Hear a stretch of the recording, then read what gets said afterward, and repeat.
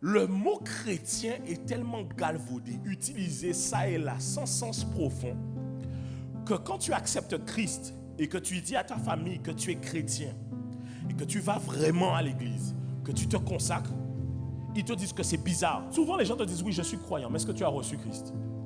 Parce que tu peux croire que... Je te donne un exemple. Je peux croire que tu existes, mais si tu toques devant chez moi, je crois toujours que tu existes, mais est-ce que je t'ai laissé rentrer? Donc il est facile de croire en Dieu, mais il est beaucoup plus difficile de le laisser entrer dans notre vie. Donc la question, ce n'est pas de savoir est-ce que tu crois en Christ. La question, c'est de savoir est-ce que tu l'as reçu dans ta vie. Si la vie chrétienne, c'est juste j'ai évolué, quelle est la différence à aller dans un club de philosophie? Quelle est la différence à aller dans un truc de coaching? Tu évolues aussi là-bas. Mais l'évolution, cela veut dire que de là où j'étais, je deviens simplement une meilleure version avec ce que j'étais. Mais la vie en Christ, c'est pas ça. La vie en Christ, c'est je suis mort et je ressuscite. Le titre de mon message de ce matin pour vous, c'est « Que veut dire concrètement être en Christ ?» Voilà. C'est le titre de mon message de ce matin. Que veut dire concrètement être en Christ? J'aurais pu dire « Que veut dire concrètement être chrétien ?» On est ensemble jusque-là? Alors, pourquoi je vais parler de ça ce matin? Parce que souvent, nous, le FC chrétien, nous sommes des fois désavantagés par des membres du FC chrétien ou qui se disent du FC chrétien, mais qui ne comprennent pas que chrétien, bon, c'est pas AOP, mais c'est quand même une appellation d'origine protégée. Ça veut dire que tu ne peux pas utiliser ça à tout va pour dire tout et n'importe quoi. Chrétien, ça a une origine, ça veut dire quelque chose et ça implique aussi un style de vie. Et souvent, vous pouvez rencontrer des chrétiens qui, au cours d'une discussion, ils ont cette facilité à vous dire de toute façon, chacun sa foi. Tu as déjà entendu ça ou pas? Chacun sa foi. Tu as déjà entendu ça ou pas? Où chacun vit sa relation avec Dieu comme il l'entend. Tu as déjà vu ça ou pas? Bon, alors, Dieu dans la pensée globale, parce que Dieu en lui-même, nous sommes plusieurs à y croire en lui. Que vous soyez chrétien, musulman, juif, que vous croyez, vous êtes dans tout ce qui est... oh là là, c'est un nom. Vous croyez aux choses de la création, vous croyez en la nature, c'est un nom. Animiste, que vous soyez, peu importe que vous soyez dans le culte des ancêtres, peu importe dans ce que vous êtes, nous y croyons tous à Dieu ou un être créateur. Est-ce qu'on est ensemble jusque-là? On n'est pas obligé de l'appeler Dieu en tant que tel, mais nous y croyons tous. Quand je dis on n'est pas obligé, chacun dans sa croyance ne l'appelle pas forcément Dieu, mais nous y croyons tous, et même dans les mots qu'on lui attribue, c'est les mêmes choses qu'il revient. Est-ce qu'on est ensemble jusque-là? Mais d'ailleurs, vous devez savoir que le nom qui nous a été donné à nous chrétiens, ce n'est pas le nom de Dieu. Parce que, bon, si je dois en parler ce matin, vous voulez que j'en parle? Alors, il semblerait que le terme Dieu ne soit même pas un terme déjà qui soit biblique en tant que tel. Parce que le terme Dieu, il semblerait que Dieu, c'est une comme déviation du terme Zeus, par lequel sa déviation a donné le terme Dieu. Et par Zeus, on voyait le Dieu qui, dans un panthéon, domine sur tous les autres. Et donc, lorsque l'on parle de Dieu, on parle d'un être supérieur qui domine sur tous. Mais bibliquement parlant, ce n'est pas le nom Dieu qui nous a été donné. Dans l'ancienne alliance, on l'appelait Yahvé, Yahweh ou Adonai, le Seigneur, celui qui est. On l'appelle le grand je suis. Mais sa manifestation sur terre lui a été donnée au travers d'un nom qui est celui de Yehoshua, qui pour nous les chrétiens veut dire Jésus en français. Est-ce qu'on est ensemble? On est ensemble jusque-là? Donc dire que je crois en Dieu, c'est quelque chose de très vaste. Tu dis à quelqu'un, est-ce que tu crois en Dieu? Il peut te dire, oui, je crois en Dieu, mais est-ce qu'il croit en le même Dieu que toi? Est-ce qu'il croit en la même définition de Dieu que toi? C'est autre chose. On est ensemble jusque-là?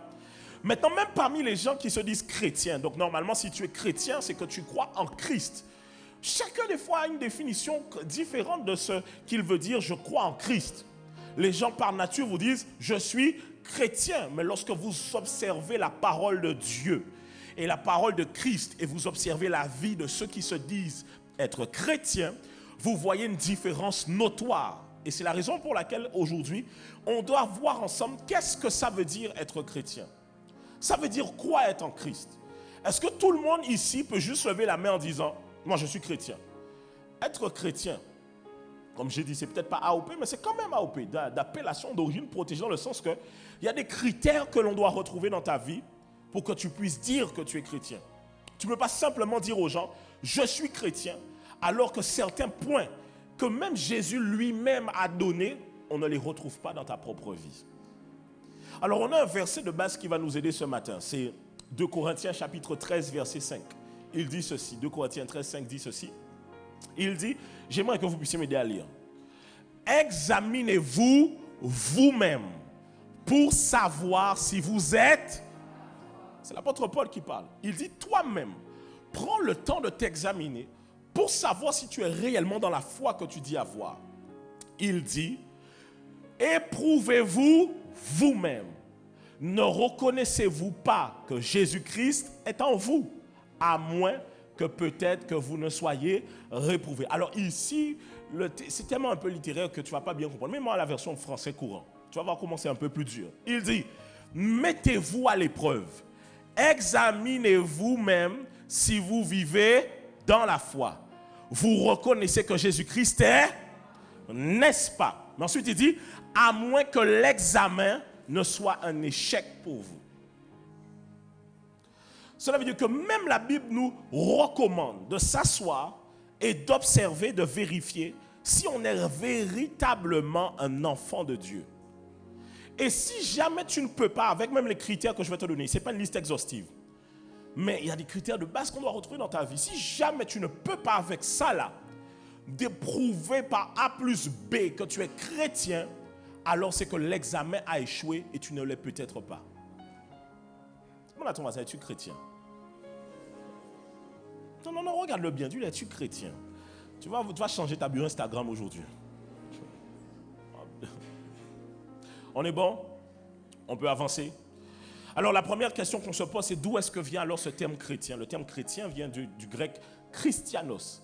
Christianos que l'on retrouve en réalité qui a été nommé la première fois lorsque les disciples étaient à Antioche. Donc vous allez dans Actes chapitre 11 verset 26, la Bible même en parle. Ok, c'est pas un secret, la Bible en parle. La Bible dit à quel moment ça a commencé. La Bible dit, ce fut à Antioche, à la dernière phrase, la Bible dit, ce fut à Antioche que pour la première fois, les disciples furent appelés chrétiens. Alors, la racine de Christianos, c'est simplement Christos. Et donc, lorsque l'on parle d'un chrétien, on parle de quelqu'un qui ressemble à Christ. Mais encore mieux, la Bible nous dit ici que c'est là où la première fois les disciples ont été appelés chrétiens. Ce qui veut dire que l'appellation de chrétien, normalement, est donnée à un disciple. Il faut que celui que l'on appelle chrétien ressemble, fasse, parle et expose Christ par la vie qu'il a. Cela veut dire qu'en tant que chrétien, tu es censé ressembler à Christ. Le problème des chrétiens, c'est que pour savoir s'ils sont chrétiens, ils se réfèrent aux chrétiens de leur entourage. Et ils se disent qu'ils sont chrétiens parce qu'ils sont plus chrétiens que leurs parents, plus chrétiens que leurs frères et sœurs, plus chrétiens que leur quartier. Alors que la question d'être chrétien ne vient pas de la comparaison avec mon frère ou ma sœur, mais mon standard de ma vie chrétienne, c'est en comparaison à ce que Christ était sur la terre. Et donc mon standard ne peut pas se retrouver à ma famille. Parce que si ma famille n'est pas vraiment chrétienne, serais-je réellement chrétien? Beaucoup d'entre vous, vous pensez que vous êtes chrétien simplement parce que vous êtes un standard ressemblant à votre famille, ou vous êtes un standard qui est juste au-dessus un peu de celle de votre famille. Or, lorsque l'on est chrétien, on est en train de dire clairement que je ressemble à Christ et que je fais comme Christ. Sauf que Christ avait une vie très mouvementée. Est-ce que ta vie ressemble réellement à Christ? Est-ce que tes paroles ressemblent à Christ? Et est-ce que tes œuvres ressemblent à Christ? Est-ce que ton samedi soir ressemble? On est bon jusque-là? on y va pas à pas. Et je ne te dis pas ici ce que moi je pense. Je te dis ici ce que la parole de Dieu dit. Cela veut dire qu'en tant que chrétien, si tu estimes que tu es chrétien, ta base à toi, c'est Christ. Si ta base à toi, c'est Christ, la Bible dit que la parole a été faite chair. Donc la parole aussi est ta base. Tu ne peux pas te dire, c'est impossible. Et je vais vous dire une chose.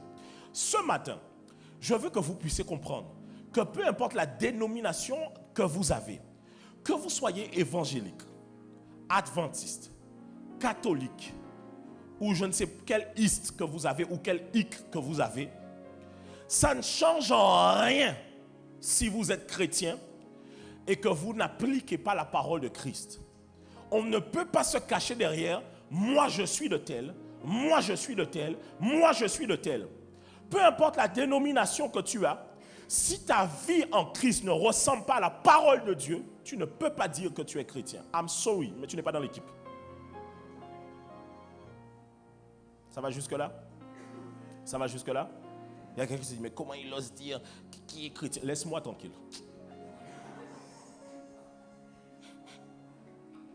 Amour et douceur. Même Jésus. Alors, on a vu que, qui est-ce qui était appelé chrétien? Qui est-ce qu'on appelait les chrétiens? Les disciples, n'est-ce pas? Alors, la question qu'on se pose, c'est est-ce qu'en réalité, c'est ce que Jésus veut pour nous, que l'on soit des disciples? Parce qu'être un disciple veut dire donc que j'ai reçu une discipline. Si je suis un disciple, c'est que j'ai été discipliné. Mais le problème, c'est que vous allez voir que les chrétiens n'aiment pas la discipline. Toute église où on discipline les gens vous taxent de beaucoup de choses. Les gens aiment les églises où il n'y a aucune discipline. On fait ce que l'on veut quand on veut. Or, toute église où on ne te discipline pas n'est pas une église qui est fondée par Christ. Parce que selon la parole de Dieu, il nous a envoyés, dans Matthieu 28, 19, allez, faites de toutes les nations des disciples, les baptisant au nom du Père, du Fils et du Saint-Esprit. Est-ce qu'on est ensemble? Verset suivant, il dit quoi? Et enseignez-leur à observer tout ce que je vous ai prescrit, et voici, je suis avec vous tous les jours jusqu'à la fin du monde. Cela veut dire que, tu ne peux pas dire être un disciple. Déjà, même si tu n'acceptes, par exemple, quand les chrétiens me disent, mais est-ce que le baptême c'est obligé? Oui, en tant que disciple, le baptême. En fait, je n'ai pas envie de rentrer aujourd'hui dans tout un tas de profondeur, aller sur tel sujet. Je vais vous donner la base, que vous puissiez l'accepter une bonne fois pour toutes. Parce que des fois, il y a trop de gens qui se disent chrétiens et qui aiment contredire la parole même de celui en quel ils croient. Si vous ne voulez pas croire en la parole de Christ, ne vous appelez pas chrétien. C'est aussi simple que ça. C'est comme, tu ne peux pas dire je suis chrétien. C'est comme si dire, je suis guadeloupéen, mais moi, tous les plats que je mange, c'est la choucroute. Je parle le ch'ti, j'aime les crêpes, j'aime pas les bokits, j'aime pas les agoulous, j'aime pas le colombo, j'aime pas le haricot rouge, j'aime pas les lambis, j'aime pas les akras, j'aime pas les madras, j'aime pas les guadeloupéens. Tu ne peux pas dire que tu n'es pas chrétien si tu n'appliques pas la parole de Christ. On va aller sur Christ. Je t'ai déjà dit Dieu là, c'est trop vaste pour toi. Parce que Dieu, tu vas me dire, Dieu est dans l'univers. On est ensemble jusque-là? Ok. Ainsi, vous comprenez. Une fois que vous comprenez que un chrétien est un disciple, c'est ce que Jésus veut, vous comprenez donc que toute personne qui se présente comme chrétien, mais qui ne vit pas comme ce que Jésus demande, ne peut pas être considéré comme un chrétien. Ainsi, vous allez vous réconcilier avec la foi chrétienne parce que vous allez arrêter de prêter à Christ des choses que les hommes ont appliquées, que Christ lui-même n'a pas demandé. Vous ne pouvez pas dire, c'est les chrétiens qui ont imposé, par exemple, I'm sorry, on est aux Antilles, hein? Les chrétiens, c'est les chrétiens, l'église qui a imposé l'esclavage. Ce n'est pas vrai parce qu'un chrétien, c'est un disciple de Christ. Un disciple de Christ, c'est quelqu'un qui fait comme Christ. Et Christ lui-même n'a pas imposé quoi que ce soit aux gens. Donc toute personne qui a imposé sa foi aux autres, l'a soumis, a meurtri son peuple, ne peut pas se prévaloir d'être un chrétien.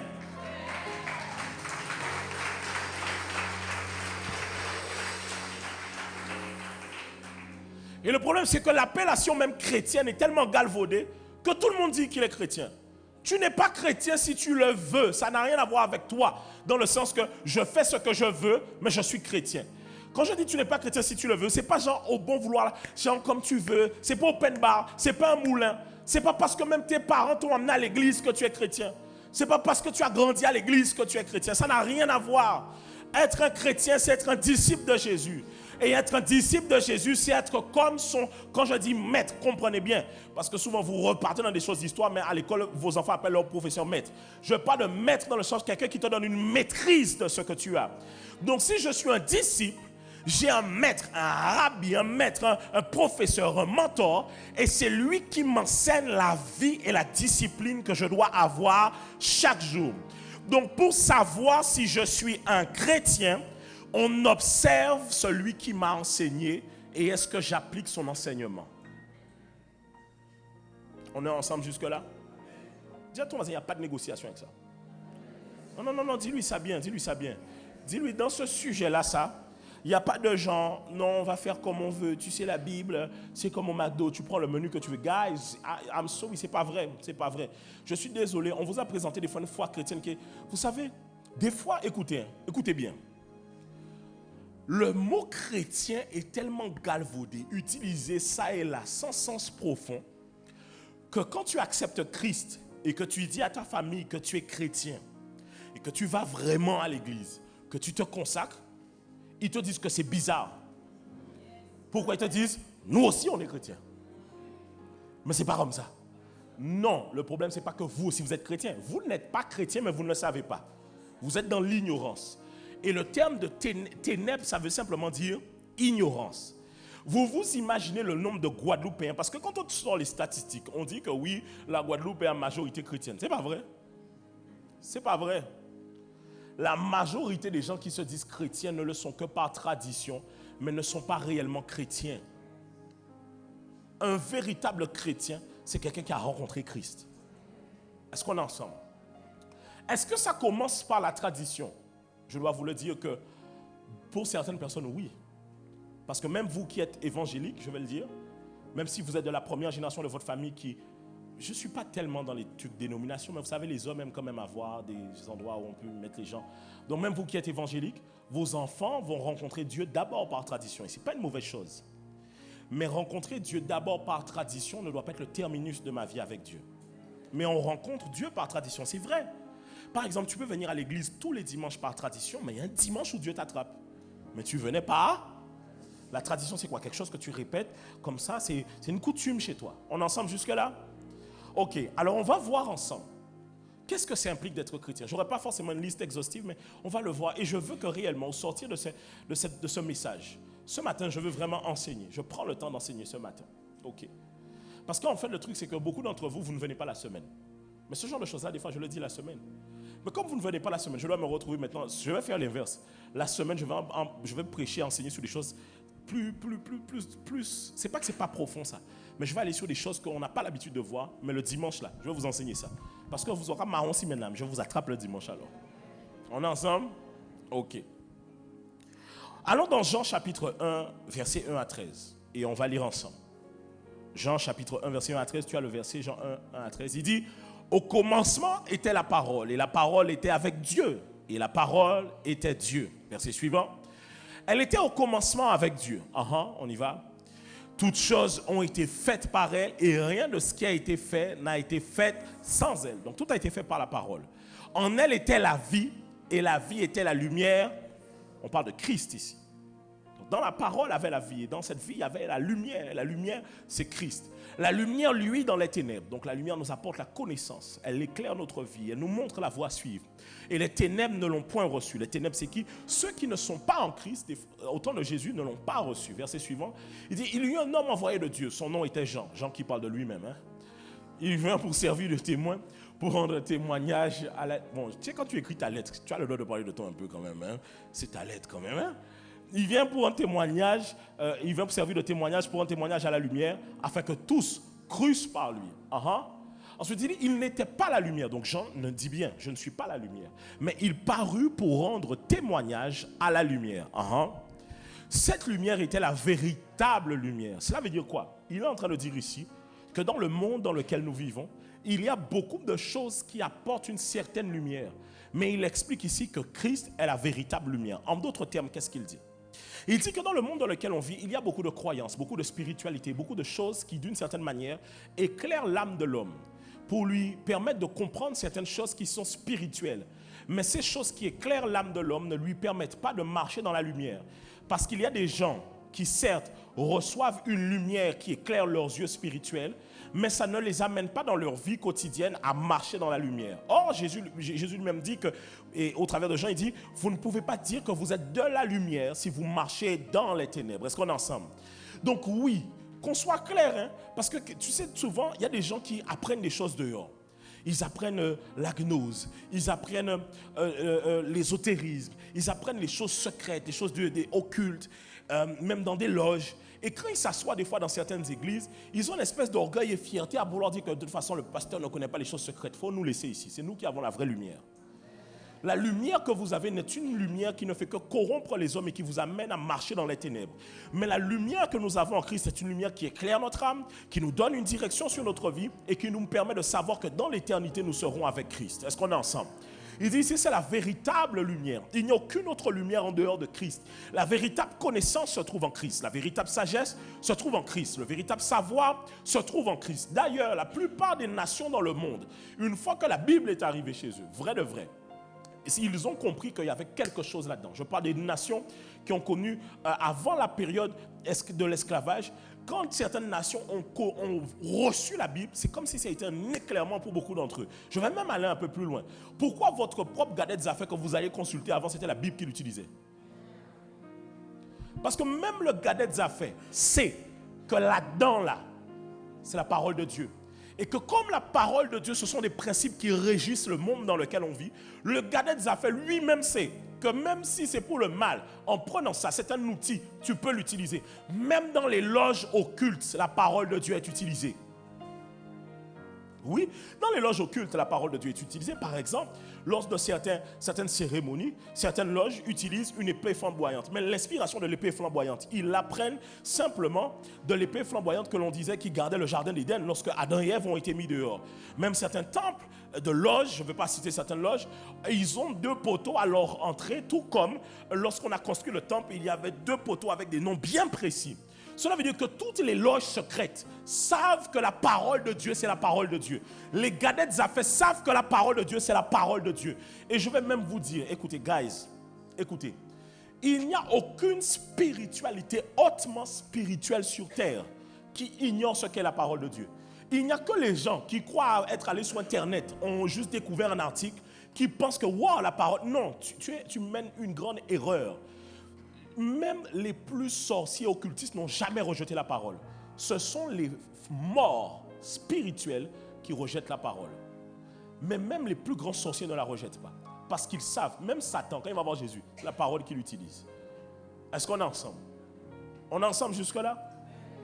Avançons. Il dit, c'était la... Non, Romain, il dit, cette lumière était la véritable lumière qui est en venant dans le monde, éclaire tout homme. Verset suivant, il dit, elle était dans le monde et le monde a été fait par elle et le monde ne l'a point connue. Allons, avançons.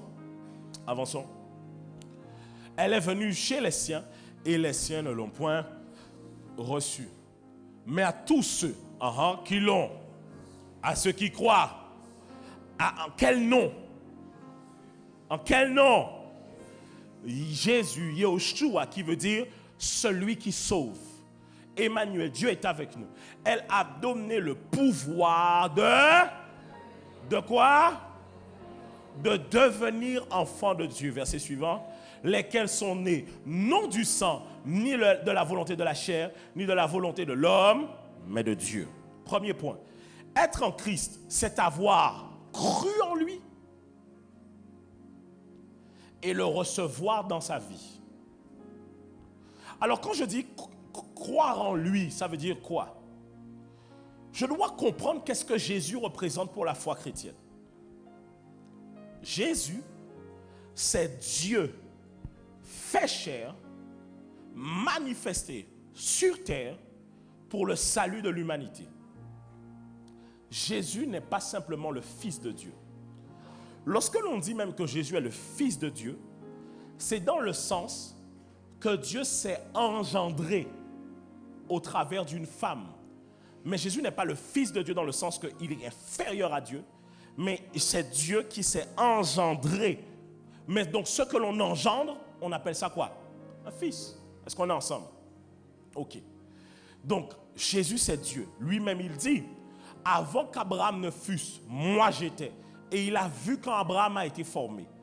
Jésus lui-même dit, le Fils ne fait que faire ce qu'il voit, que voit le Père faire, mais il dit, celui qui m'a vu, a vu le Père aussi. Est-ce qu'on est ensemble jusque-là?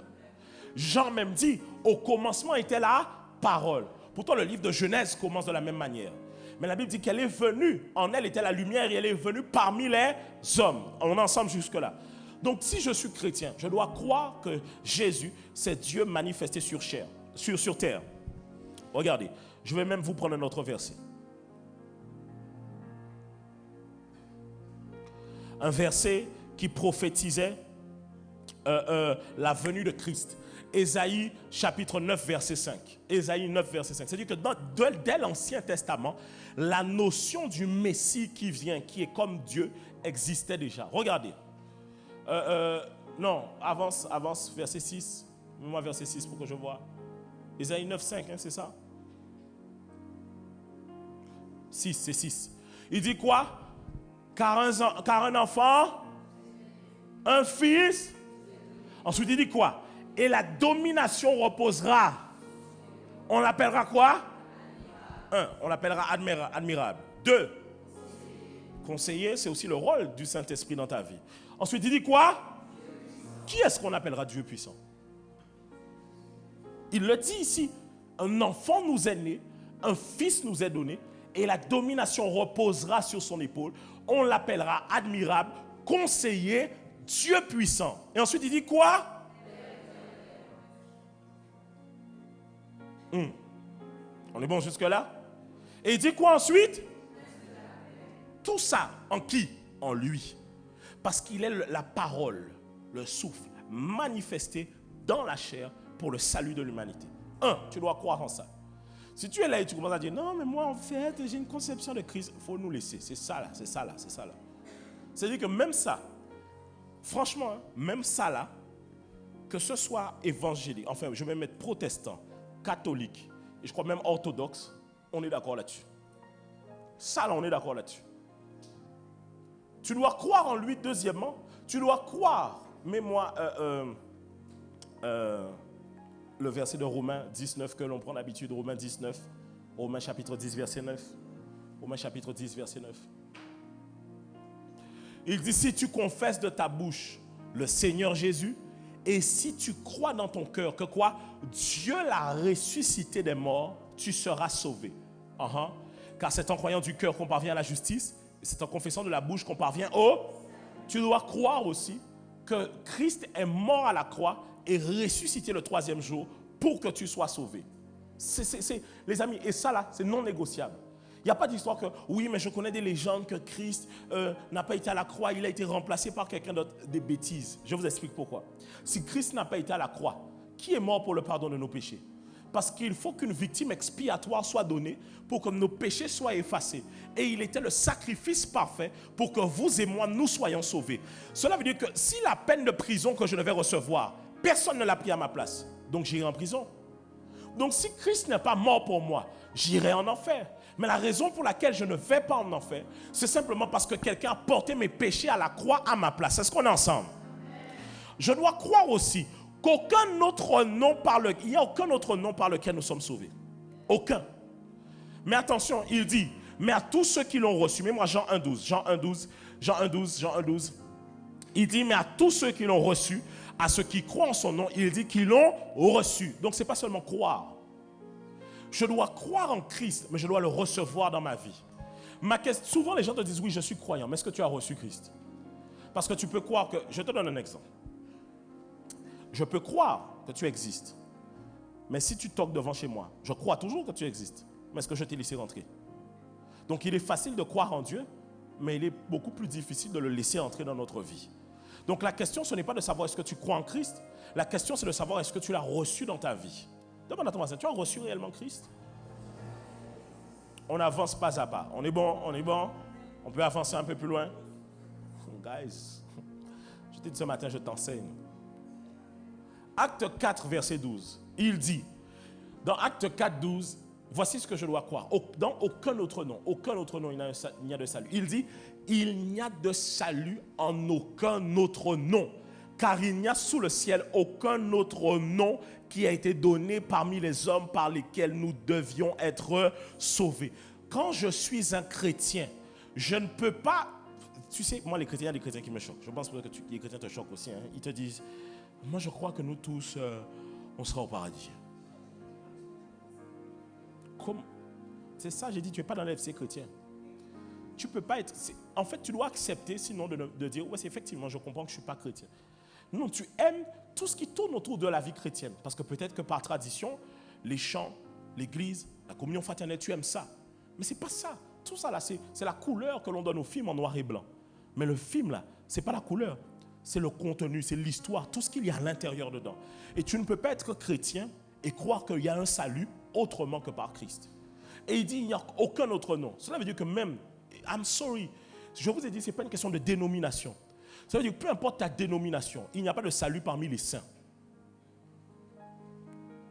Il n'y a pas de salut parmi quelqu'un qui est apparenté à Jésus. Ça n'existe pas. La Bible dit qu'il y a un seul médiateur entre Dieu et les hommes. C'est Christ. Cela veut dire que vous qui êtes ici présents, vous ne pouvez pas être chrétien et vous dire vous-même en vous-même, par exemple, je crois en l'horoscope. Tu ne peux pas être un chrétien et puis toi-même tu crois en l'horoscope. Tu ne peux pas être toi-même, j'arrive, un chrétien et toi-même tu mets les pierres autour de ta fenêtre pour les recharger avec le soleil. Tu ne peux pas être un chrétien et toi pour te détendre, ce n'est pas la prière, c'est le yogi. C'est qu'au lieu d'être là dans la présence de Dieu, tu fais des pauses pour te détendre. Et puis, il n'y a pas. Le seul salut dans le nom dans lequel nous avons, c'est Jésus. Yeshua, si tu veux. Il y a des chrétiens qui aiment dire, non, mais c'est Yeshua. Non, Jésus, si tu veux. Jésus, Jesus, Yeshua, Jesus, ce que tu veux. Yesu, à toi de voir. Mais il n'y a pas de salut dans un autre nom. Et ça, les amis, j'insiste, c'est non négociable. Ce n'est pas moi qui le dis, c'est la parole. Cela veut dire que si tu es chrétien et que tu n'es pas capable de l'accepter, examine-toi toi-même. À moins que l'examen a échoué. On est ensemble jusque-là? Ça va? Non, il faut que quand tu ressors des îles, you have boldness, tu sois zélé et tu sois ferme sur tes convictions. C'est pas normal que tu sois chrétien et que tu entends un truc, tu dis, ouais, mais en fait, je me dis, mais attends, t'imagines. En fait, souvent les chrétiens, au lieu d'aller chercher les réponses dans la parole de Dieu, ils cherchent les conclusions dans leur propre sagesse. Quand par exemple un chrétien arrive et il se dit ceci. J'ai répondu à cette question la semaine dernière. Il se dit, ouais, mais tous les gens là qui sont morts avant Jésus, qu'adviendront-ils puisqu'ils n'ont pas connu Jésus? Donc franchement, cette histoire, elle ne tient pas debout. Au lieu d'aller chercher la réponse dans la parole de Dieu, tu fais toi-même ta conclusion et tu deviens une nouvelle gamme de chrétiens. Mais en qui est-ce que tu crois? En toi-même ou en Christ? Tu ne peux pas penser toi-même que tu maîtrises Dieu.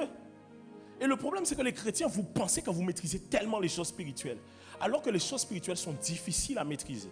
Et je vous assure, des fois, elles sont très mathématiques. Elles sont plus mathématiques que vous ne le pensez. Par exemple, le monde de la physique quantique ressemble beaucoup au monde spirituel. Parce que dans la physique quantique, on peut mettre dans juste un alignement de données, plusieurs données, là où dans le monde spirituel, il y a un alignement de choses qui se fait au même endroit. Mais je ne vais pas rentrer là-dedans. On est ensemble jusque-là? Ok. Dis à ton voisin, il n'y a aucun autre nom. C'est important. Dis-lui, il n'y a aucun autre nom.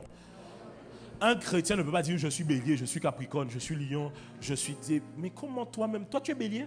Donc quand Dieu t'a créé bélier? Donc Dieu, quand il t'a conçu là, il a pensé à un cabri avec une queue de poisson. Et là, toi, tu es capricorne. Et toi, tu es chrétien. Au lieu toi-même de te lever pour prier pour ta journée, tu ouvres le journal pour savoir qu'est-ce qu'un sorcier te dit sur ta journée. Parce que ça reste de la sorcellerie. De la sorcellerie avec du marketing, mais ça reste de la sorcellerie. Aller consulter les astres pour savoir quelle est la vie que je vais avoir, alors que les astres ont été créés inférieurs à moi puisque j'ai été créé à l'image de Dieu. Donc lorsque je suis chrétien créé à l'image de Dieu, je vais consulter des astres qui ont été créés inférieurs à moi.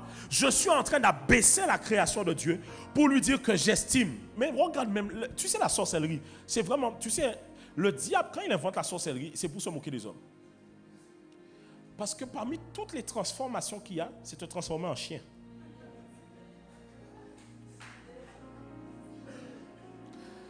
Pas en nègre. Pas en faucon. Un chien créole. Un bon chien créole. C'est ça. Pas... Non, en mouche. Tu imagines? Au moins, je peux rentrer dans la maison des gens. C'est trop aussi, quand même. Ah, Dieu. En fait, tu ne te rends pas compte, hein? Mais la sorcellerie est le reflet de ce qui est arrivé à Satan quand il a été chassé du ciel. C'est la raison pour laquelle on dit un ange déchu de sa position.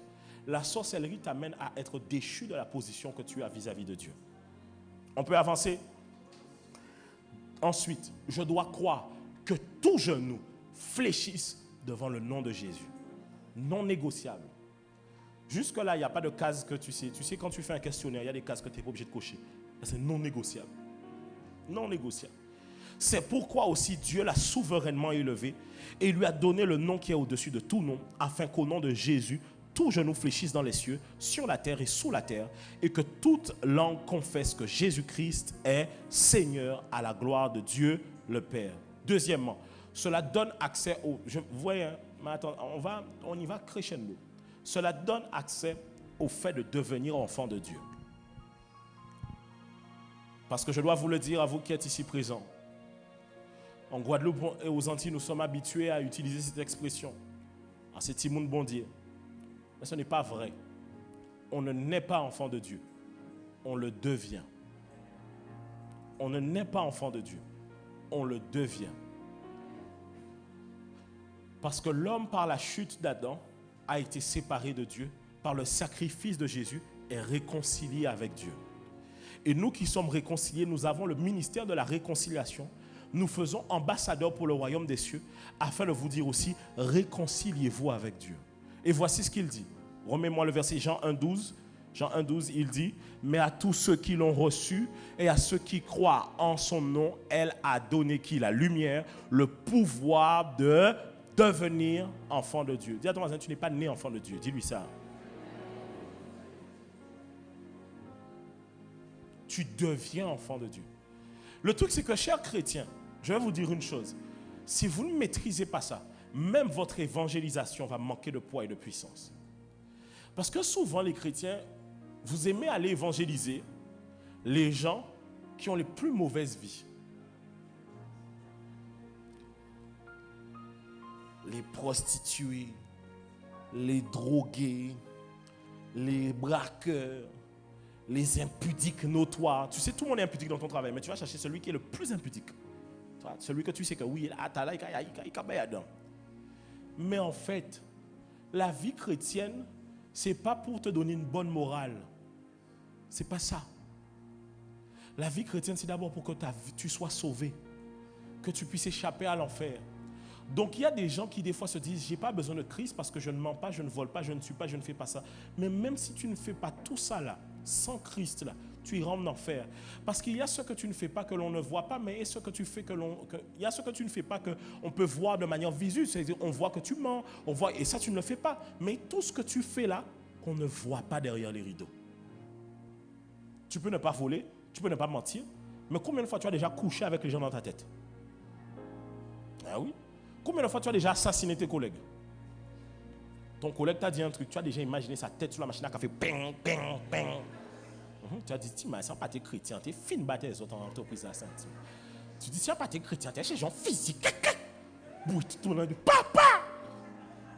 Hein? Des fois, tu es assis là, calmement derrière ton truc, hein, derrière ton ordinateur, on va cliquer, clic, clic. Donc toi, tu es en paix. Tout le monde te dit, ah, il est vraiment calme, Jean-Pierre. Hein? Mais personne ne sait que Jean-Pierre est comme ça. Clic, clic. Jean-Pierre s'est dit, ah ouais, on t'a commandé un bitin, à Internet, Darknet, sur une fausse boîte postale, en physique, en plus, avant bitin. Oh, tu te donnes, avant bitin, il y a fait physique en 3D, impression. On a tiré ça, et puis, on vit le travail tranquillement. Et puis, comme tu as regardé des films, tu as imaginé toute la scène. Je regarde acheter de l'acide chez monsieur tel, j'ai pas envie de dire monsieur. Tu es déjà allé loin dans ton truc. Même dans votre couple, hein, des fois, vous n'êtes pas quelqu'un qui tape. Mais vous ne tapez pas en visu.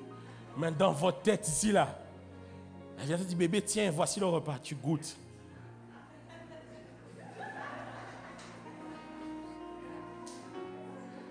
Tu as déjà balayette, mis à terre. Bah, bah, bah. Tu fais rien, tu dis non, bébé, t'inquiète, ça va aller. Mais quand tu rentres dans la chambre, tu te... Le Seigneur te regarde comme ça. Hey, assassin. Malfaiteur. Est-ce que je parle à quelqu'un? Est-ce qu'on peut être vrai ou pas? Combien de fois sous la route on t'a fait une queue de poisson?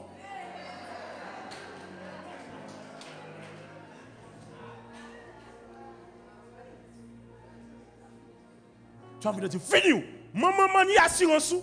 Maman, craser l'auto! Bon, si tu es Martiniquais. Est-ce qu'on est ensemble ou pas? Tu te dis, en fait, tu as déjà imaginé un truc. Des fois, tu as envie de dire, fini. Voilà. Tu te dis, ou bien, par exemple, tu as un problème avec quelqu'un, tu es déjà entré dans ta voiture, tu dis, qu'à rouler en l'air là. C'est mal. Et puis toi, tu es tout seul sur la rue. Même quand tu rentres à la maison, ta famille te voit comme un gentil, mais alors que dans la voiture, tu es en mode, ils ne me connaissent pas. Ils me connaissent. C'est parce que... Et puis, tu commences à maintenant penser à tous les gens de ta famille qui te manquent de respect. Si on joue en pétant un câble là, encore péter balle si on quartier là, encore rentrer, tout le monde, faut sentir à baler de mon soeur. Oui, tu parles loin. Des fois même, tu déposes le franc senti quand il y a un fait divers. Tu déposes. Mais tu as envie de leur dire, ça va arriver au monde. Sois est-ce... Les plus faux derrière iront dire que non, nous sommes... Non, ne me faites pas semblant. Ici. Tu vois? Des fois, tu entends un faux divers, au lieu de dire condoléances, toi tu es en mode, mais c'est ça, les gens ne vont pas écouter. C'est ça que... Tu vois? Il y en a, quand vous avez appris la vidéo de la dame qui a mis feu dans la banque là, et quand ils ont dit, c'est elle a fait comme ça là. Quand vous avez appris la vidéo là, vous étiez tous contents. Vous avez dit, enfin, il y aura fait du fada dans la banque. C'est ça pour être fait. Parce que toi, ça fait longtemps. Quand tu arrives à la poste, on te parle mal.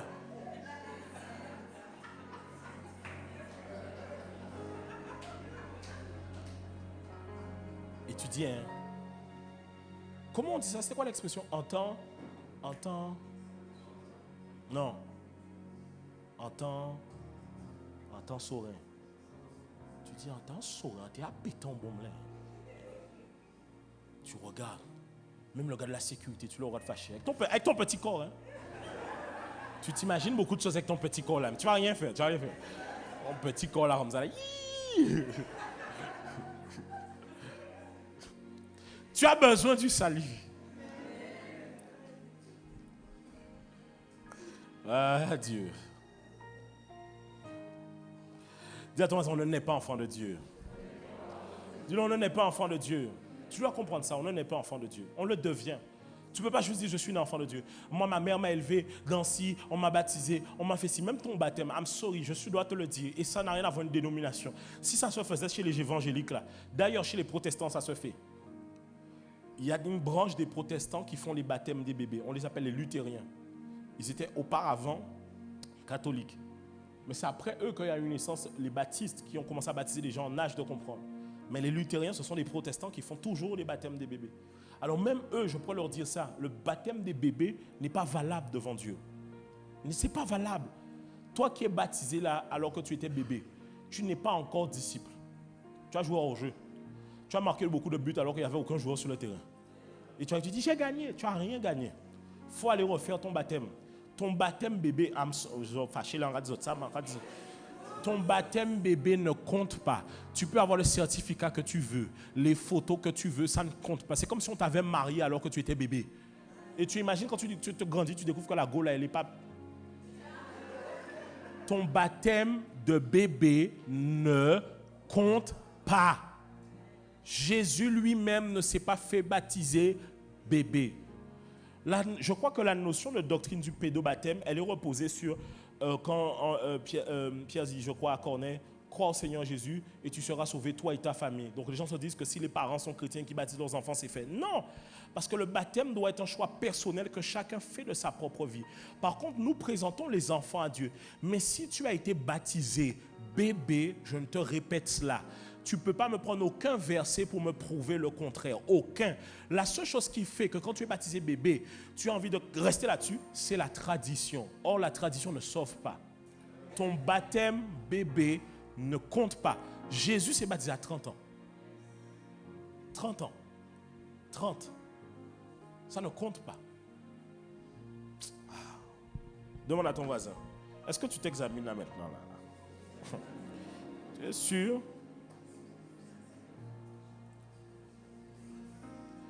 On peut avancer. Donner sa vie en Christ, à Christ, et être en Christ. Parce que j'ai mis donner sa vie en Christ, mais c'est donner sa vie à Christ ou être en Christ. Donc il faut vérifier. Il faut vérifier le titre. C'est reconnaître qu'avant lui, je ne vivais pas. Ce qui empêche à beaucoup de chrétiens de prendre considération de cette vie qu'ils ont en Christ, c'est qu'ils ont l'impression que la vie en Christ, c'est qu'une évolution de ce qu'ils étaient. Or, Dieu ne vous demande pas d'évoluer. La vie en Christ, vous savez à quoi elle ressemble et quel est son symbole? Le symbole de la vie en Christ, c'est la croix. Parce que la Bible dit que par le baptême, nous sommes ensevelis. Mets-moi Romains 6,4. Mets-moi Romains 6,4, qui puisse voir. Romains 6,4. Romains 6,4. Je ne l'avais pas donné, mais tu peux me le mettre. Romains 6,4. Romains chapitre 6, verset 4. Il dit, nous avons donc été ensevelis avec lui par le baptême en sa mort, afin que comme Christ est ressuscité des morts par la gloire du Père, de même nous aussi nous marchons en nouveauté de vie. Cela veut dire que la vie chrétienne, ce n'est pas genre, tu acceptes Christ et tu évolues, tu deviens une meilleure personne. Ce n'est pas ça. Si tu penses ça, c'est ça qui fait que tu n'arrives pas à mettre de valeur sur ce que tu as reçu. Parce que écoutez, si la vie chrétienne, c'est juste, j'ai évolué, quelle est la différence à aller dans un club de philosophie? Quelle est la différence à aller dans un truc de coaching? Tu évolues aussi là-bas. Mais l'évolution, cela veut dire que de là où j'étais, je deviens simplement une meilleure version avec ce que j'étais. Mais la vie en Christ, ce n'est pas ça. La vie en Christ, c'est je suis mort et je ressuscite. C'est pour ça qu'il dit que si quelqu'un est en Christ, 2 Corinthiens 5, 17, il dit, si quelqu'un est en Christ, il est une nouvelle créature. Voici toutes choses anciennes sont, et toutes choses sont devenues. Cela veut dire que lorsque j'accepte Christ, ma vie passée ne compte plus et n'a plus d'intérêt. Alors quand je dis ma vie passée, je n'ai pas dit maintenant il y a des choses qui doivent rester. Si tu es marié, I'm sorry. Si ton mari ne te trompe pas, ne te bat pas, ne te machin pas, il faut rester. Si ta femme ne te trompe pas, ne te bat pas, ça arrive les hommes battus, il faut rester. Ok, il faut rester. Ça reste. Mais par exemple, mes habitudes, mon système de pensée, ma manière d'être auparavant, même si tu étais grand patron d'entreprise avant Christ, même si tu es toujours patron, le poste que tu avais avant, c'était de la boue. Grande voiture avant Christ, c'était de la boue. Grande maison avant Christ, c'était de la boue. Ça n'a aucune valeur. Pourquoi? Parce que malgré tout ce que tu avais, tu allais quand même en enfer. Ta réputation avant là, ça n'a pas... En fait, des fois, vous pensez que vous éblouissez Dieu. Moi, je suis quand même un bon parti pour le Seigneur, de l'avoir accepté, parce que tu sais, je suis quand même quelqu'un qui travaille dans de hautes instances. C'était de la boue. Avec tout ça, tu allais en enfer. Tu allais en enfer. Est-ce que tout ça t'a sauvé? Est-ce que c'est en croyant en ton business que tu as été sauvé? Est-ce que c'est en croyant à ta nouvelle voiture flambant neuf, toit ouvrant, panoramique, matrix LED sur les feux, que tu as été sauvé? Est-ce que c'est avec ta belle maison sur les hauteurs de Saint-François? Piscine, planche tombante, que tu as été sauvé? Non. Tout ce que tu as avant Christ, tout, c'est de la boue. Ça n'a aucune valeur. Arrête de t'enorgueillir avec ça. Parce que malgré tout là, tu allais en enfer. Et il faut regarder. Quand vous acceptez Christ et que vous perdez certaines choses, vous en venez à regretter votre vie passée. Mais en oubliant que la plus grande des choses que vous avez gagnées, c'est la vie éternelle. Mais vous êtes tellement plus conscient de votre vie présente que la vie éternelle, que vous vous plaignez de ce que vous n'avez pas dans la vie présente, sans rendre gloire à Dieu pour la vie éternelle que vous avez. Si nous sommes chrétiens et nous espérons qu'en cette vie ici-bas, nous sommes les plus malheureux de ce monde, dit l'apôtre Paul. Nous sommes les plus malheureux. Si notre espérance est attachée aux choses d'ici-bas. Les amis, je vais vous dire quelque chose. Est-ce que je suis un pasteur qui croit qu'en tant que chrétien, nous devons vivre et profiter des choses d'ici-bas? Oui. Oui. Je crois que les langoustes de la Guadeloupe, c'est pour toi. Oui. C'est pas qui m'a dit non. C'est qui est enfant de Dieu ici? C'est vous. Donc les langoustes, c'est pour qui? Les meilleurs maîtres d'ici, c'est vous. Les meilleurs. C'est pas normal que tu n'as jamais été. Je n'ai pas dit d'aller te faucher. Mais j'ai dit, c'est pas normal que tu n'as pas été dans les. Normalement, le meilleur restaurant d'ici doit t'avoir déjà vu. Le meilleur hôtel doit t'avoir déjà. Le meilleur endroit doit t'avoir déjà. C'est toi le meilleur, c'est toi. Donc le meilleur, c'est pour toi. Maintenant, est-ce que ça veut dire que quand tu as ces choses, tu es attaché à ça? Vous savez, il y a une beauté en Christ lorsque Dieu te donne tout et que tu n'es pas attaché à ça. Il y a une beauté. Oui, parce que tu sais, je vais vous dire une vérité, c'est vrai. Quand tu es pauvre, franchement, c'est facile de croire en Dieu. Non, c'est facile, c'est facile, c'est facile. Quand je dis c'est facile d'une manière que tu n'as rien d'autre. Non, soyons vrais. Tu n'as rien d'autre, mais c'est pas vrai ou pas? Mais soyez vous-même. Vous êtes millionnaire, vous êtes là aujourd'hui, là, dimanche matin. Pas fait semblant. Tu aurais été là ce dimanche matin, tu m'as dit non, pasteur, je suis à Saint-Barthélemy sur mon yacht. Je suis avec mon collègue russe, nous allons prendre ensemble un brunch. Ah, tu connais pas, hein? Ah, le pauvre. C'est pas vrai ou pas? Vous aimez faire semblant. Hein? Il y en a beaucoup là. Si vous étiez multimillionnaire là, à pas ici dans un télé. Vous m'aurez dit, pasteur, chaque samedi, je prends mon jet pour aller dans un Sunday service aux États-Unis, dans l'église de TD Jakes, tu vois, parce que franchement, c'est là qu'il y a les stars. Ah oui? Il y en a, vous êtes bien chrétien parce que vous êtes pauvre. Et tu dis, Seigneur, donne-moi la richesse. Dieu, c'est que le jour où il te donne la richesse, on ne te voit plus. Donc c'est pour ça que tu es pauvre. Et que tu resteras pauvre. Parce que Dieu sait que la pauvreté te garde dans la sanctification. Le jour où tu as une voiture, tu vas où en premier?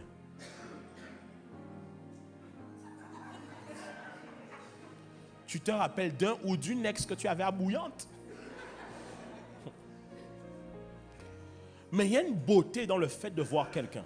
Et je prie que moi-même, Dieu m'en préserve à chaque fois. Même de voir un pasteur ou de voir quelqu'un, peu importe, un enfant de Dieu, peu importe, tout confondu. Que Dieu élève, et je parle financièrement. Que tu vois qu'il a une maison, il a une voiture, il a des biens, il a même des passions qui sont à lui. Ok? Moi, j'ai une passion que je suis en train de développer. On m'a amené faire ça pour mon anniversaire la semaine dernière.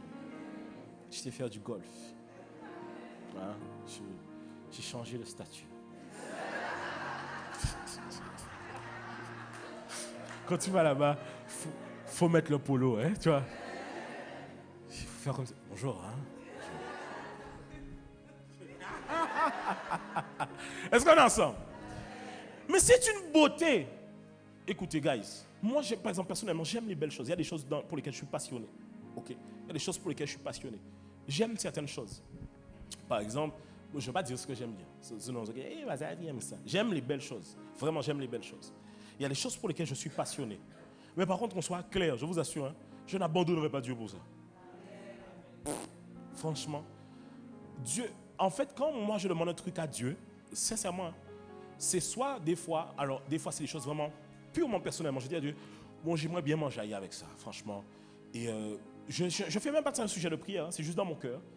Et Dieu permet que, un jour comme ça, je puisse avoir ce que je désire. Mais sinon, des fois, la plupart du temps, je demande des choses à Dieu, c'est pour mieux le servir. Je dis à Dieu, non, franchement, tu imagines, je te donne un exemple. Quand je voulais changer de voiture la première fois, je disais à Dieu, mais je ne peux pas arriver à l'église avec clim là, frapper moi. Il faut y avoir une voiture comme ça, permettre de venir fraîche. Sinon, les gens auront l'impression que j'ai déjà fait 3 cultes avant de venir ici. Là. Tu vois, là. C'est bien, non, quand même. C'est bien. Mais est-ce qu'on va être attaché à ça? Le problème des fois, c'est que vous êtes trop attaché à ça. Est-ce que le Seigneur va vous faire profiter? Oui. Est-ce que je crois que Dieu veut que vous soyez la tête et non la queue? Oui, je le crois. Et c'est ça qui m'embête, c'est que des fois, en fait, vous n'arrivez tellement pas à prendre mes messages avec équilibre. Que si aujourd'hui j'arrive et que je vous prêche, donne-toi tout entier, vous tous, vous allez commencer à stresser parce que vous allez me dire, mais pasteur, ça veut dire que je vais être envoyé en mission pour partir dans le monde? Mais ce n'est pas demain. Si je te prêche, tu seras la tête et non la queue. tu vas commencer à croire que ici, là, tu dois chercher que les richesses d'ici-bas. Vous n'arrivez pas à prendre les choses avec équilibre. Donc oui, les amis, je vous ai déjà prêché ça. Dieu veut, et Dieu n'a aucun problème à ce que vous soyez à l'aise. Mais Dieu ne veut pas que ces choses-là, ça soit attaché à votre cœur et que vous vous perdiez avec ça. Moi, je crois en ça. J'ai aucun problème. Demain, je crois que demain, la plupart d'entre vous, et même les jeunes, moi, c'est ma prière pour les jeunes qui sont ici, que vous puissiez monter vos entreprises, monter vos business, monter en grade dans vos entreprises, que vous deveniez des cadres, des cadres, pas des cadres quand même, des cadres. Et que même maintenant pour les moins jeunes aussi, oui, vous à qui on devait faire monter depuis longtemps dans l'entreprise, qu'on vous fasse monter là où on vous attend depuis longtemps, que vous veniez, oui, quand on aura le prochain bâtiment, que quand on se garde, toi-même tu te gardes, tu regardes, tu dis que oh, le Seigneur t'a béni, je dis que oui, moi le Seigneur aussi t'a béni aussi. Mais, gloire à Dieu ou pas? Et puis tu sors, tu arrives à l'église célibataire 5 ans auparavant, faut vous sortir avec les enfants, hé papa, maman, voilà. C'est pas beau ou pas? Gloire à Dieu. Le Seigneur va nous permettre d'avoir des accomplissements. Mais ça ne peut pas être fait. Moi, je ne veux pas qu'on soit une église qui se dirige vers ça, mais que le cœur des gens ne soit éloigné de Dieu. Ne mettez pas votre cœur là-dessus. Est-ce qu'on est ensemble? On est ensemble? Ok, dis à toi, est-ce que tu es un vrai chrétien? Ok. Éphésiens 2, 4, 7. Je ne suis même pas arrivé à la fin, les amis. Why? Je vais accélérer.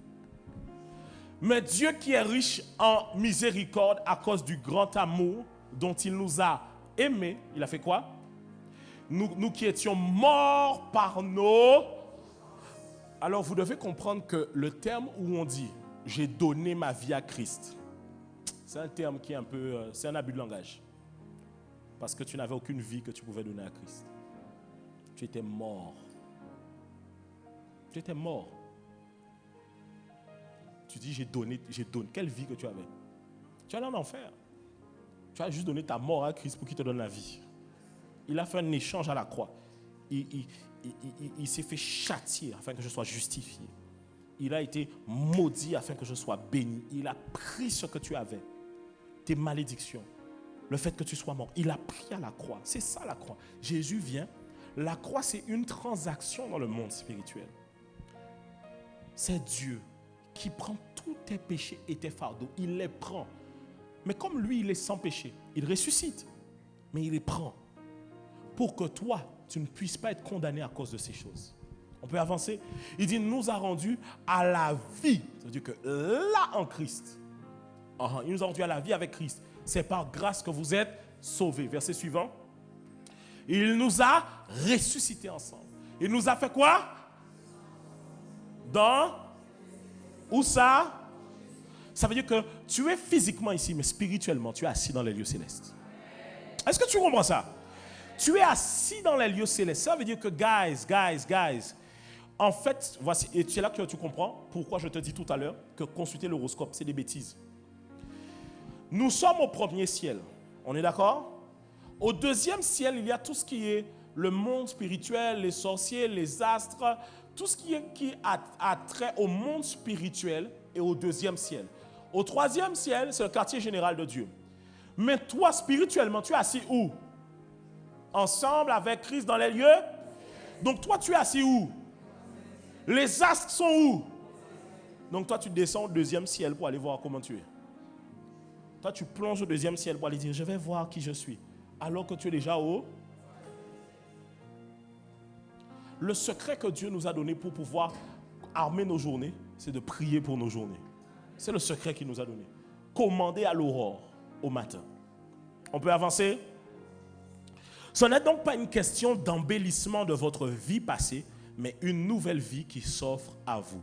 L'apôtre Paul disait dans Philippiens 3, versets 7 à 12, il disait « Mais ces choses qui étaient pour moi des gains, je les ai regardées comme une perte à cause de Christ.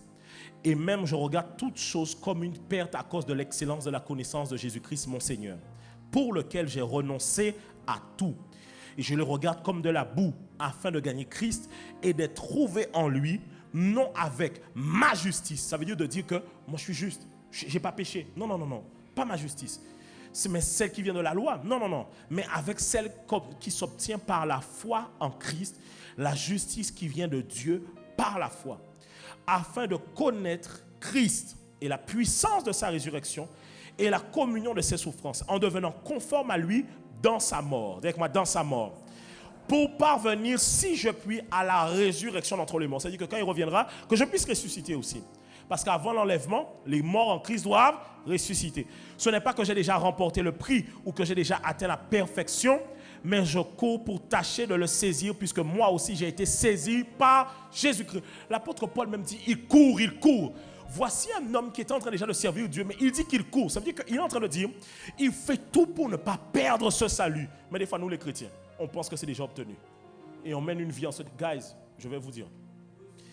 Le problème avec la théologie, moi je crois en la théologie, ok. Quand je crois en la théologie, je crois que c'est bien. Mais le problème avec la théologie là, c'est que l'homme aime mettre des choses comme si acter une bonne fois pour toutes, sans prendre en considération certains versets de la Bible qui nous montrent que certaines choses sont très délicates. Un exemple simple. Nous sommes sauvés par la grâce, n'est-ce pas? Ce n'est pas par notre propre moyen que nous sommes sauvés. D'accord, mais et le verset qui dit que si vous ne pardonnez pas aux autres, Dieu ne vous pardonnera pas. Pourtant, vous êtes sauvés par grâce.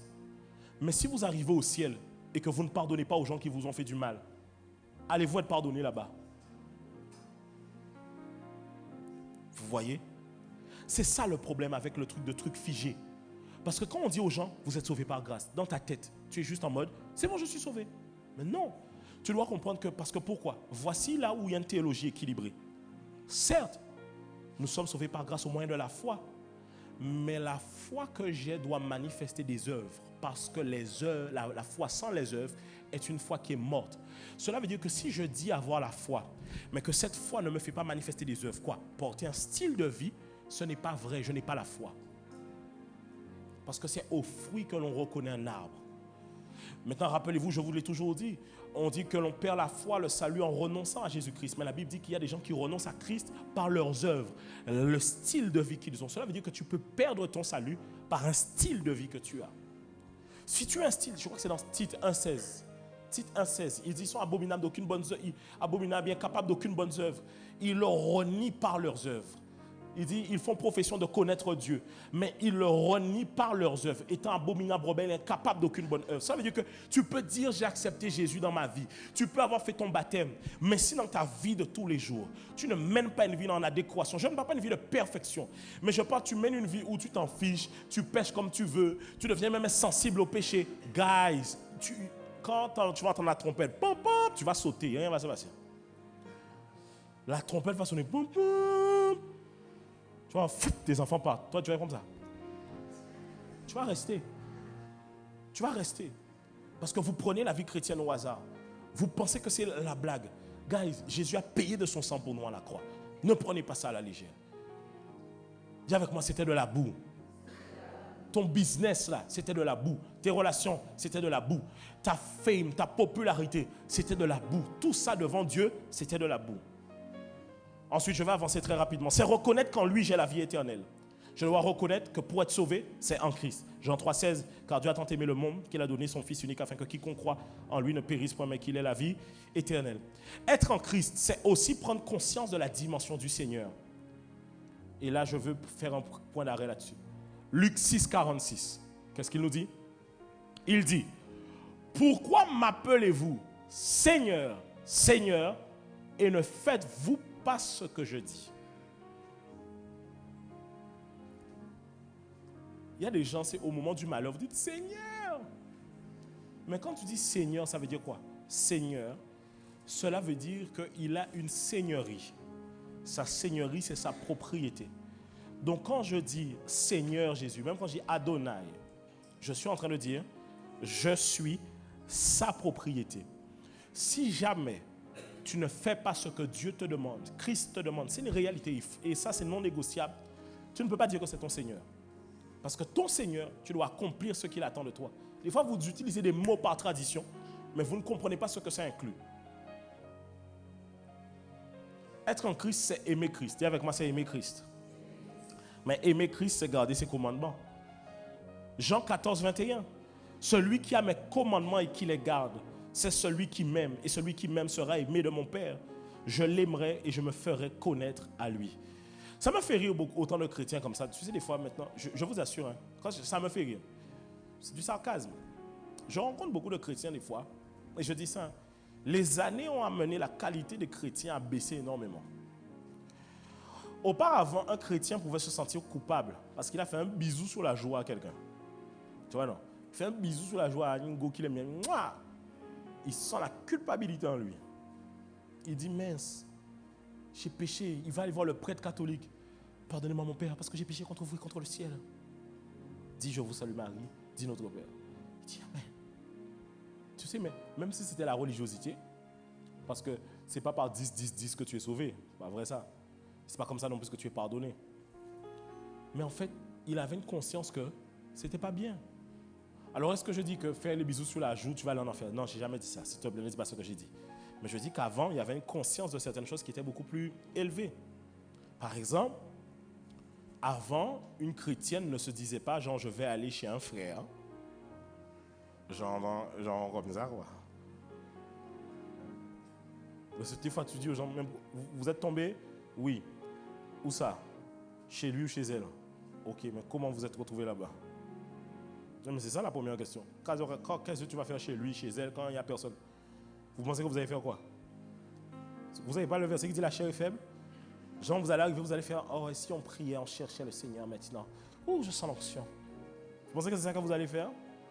Alors oui, ça arrive la première fois. Mais la deuxième fois, la troisième fois. Alors vous vous rendez compte que de plus en plus, aujourd'hui par exemple, les chrétiens ont une facilité à tomber et confesser. Par exemple, le fait de coucher ensemble. Or, coucher ensemble, c'était quelque chose de... Quand tu couches, on te marie avec la personne. Hein? Mon gars, tu couches. Viens! Dimanche matin même ici. Mesdames et messieurs, nous vous annonçons que le couple là, ici, là, yo maillé. Ils font ça toujours dans certaines églises. Je ne vais pas dire quelle communauté ici, mais ils font ça toujours. Yo maillé. Parce que c'est pas bien péché ici. Là.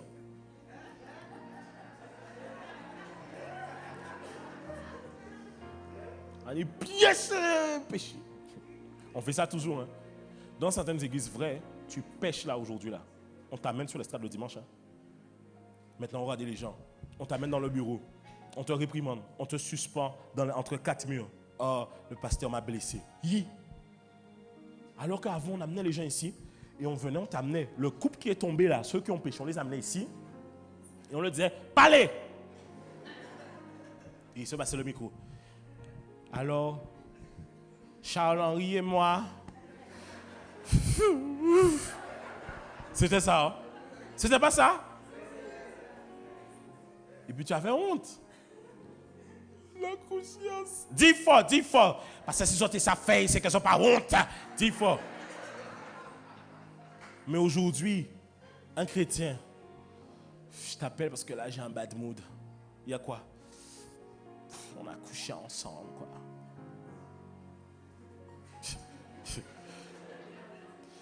Moi, quand tu me parles comme ça, je t'envoie le verset qui dit que celui qui se sanctifie davantage que celui qui pêche là.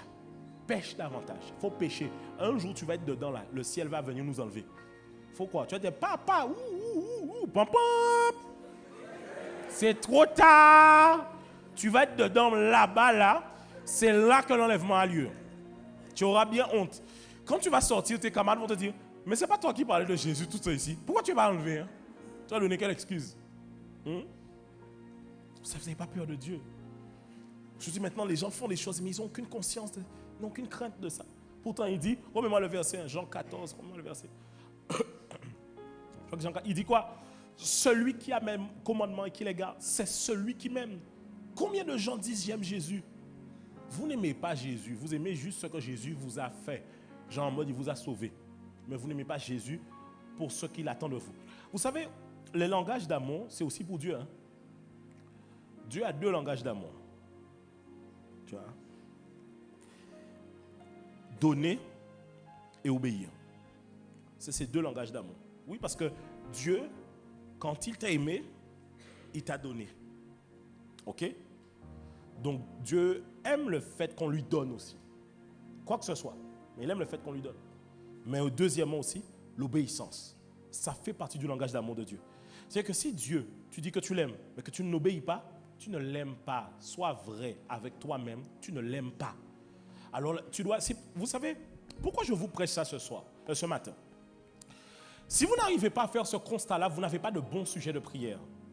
Parce que vos sujets de prière doivent être capitalisés sur les choses que vous devez travailler en vous. Mais si vous n'avez pas conscience que vous n'aimez pas Dieu, comment allez-vous prier pour que Dieu augmente votre amour, l'amour que vous avez pour lui en vous? C'est par conscience de ce qu'il me manque que je mets ça dans mes sujets de prière. Je prie que quand tu sors d'ici, tu dis à Dieu, Seigneur, augmente l'amour que j'ai pour toi. Permets-moi de devenir obéissant à tes commandements, de ne plus avoir d'excuses de pourquoi je ne fais pas ci, je ne fais pas ça. Il y a des gens qui viennent des fois en rendez-vous, mais pasteur, je me dis, mais si je demande pardon, c'est que ça va après. Right? Donc Jean, toi, tu prends un tableau, tu passes l'éponge avant et puis tu écris. Mais c'est ça.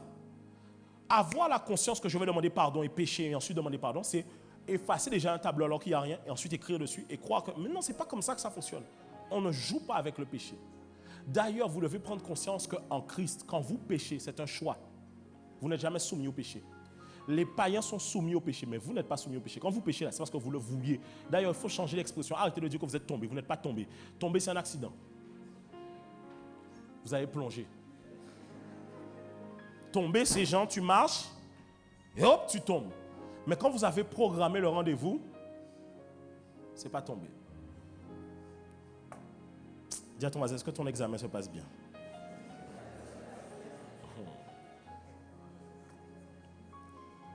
Ok, j'arrive vers la fin. On ne peut ni mentir à Dieu, ni se mentir à soi-même. La Bible dit, vous étiez autrefois dans l'obscurité. Mais maintenant, par votre union avec le Seigneur, vous êtes dans la lumière. Par conséquent, conduisez-vous comme des êtres qui dépendent de la lumière, car la lumière produit toutes sortes de bonté, de droiture et de vérité. Conduisez-vous comme des êtres qui dépendent de la lumière. On a mis dans cette version-là parce qu'elle permet de prendre conscience que si je dis que je suis dans la lumière, je dois marcher comme quelqu'un qui dépend. Ça veut dire que je n'avance que par la lumière, par la parole de Dieu. Il dit, ta parole est une lumière à mes pieds. Ta parole est une lampe à mes pieds, une lumière sur mon sentier. Être en Christ, c'est être comme Christ. Le disciple n'est pas plus que le maître, mais tout disciple accompli sera comme son maître. Cela veut dire que si vous ne ressemblez pas encore à Christ, vous n'êtes pas encore un disciple de Christ. Mais vous êtes appelé à être un disciple de Christ. Je ne vous prêche pas ce message pour juste vous dire ah, vous n'êtes pas chrétien. Non, je vous prêche ce message pour que vous appreniez à élever le standard de votre foi chrétienne et à devenir semblable à Jésus-Christ. C'est ma prière pour vous.